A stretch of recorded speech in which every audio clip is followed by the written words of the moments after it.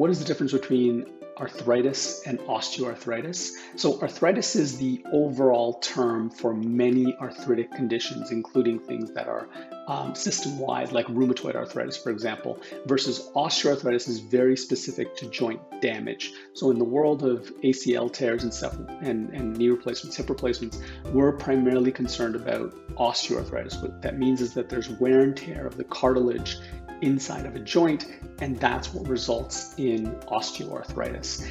And that's typically what you see with joint injuries, whereas other forms of arthritis can be a whole system-wide problem where it's an immune system response. After an ACL tear, the kind of arthritis that most people refer to, we're just talking about osteoarthritis.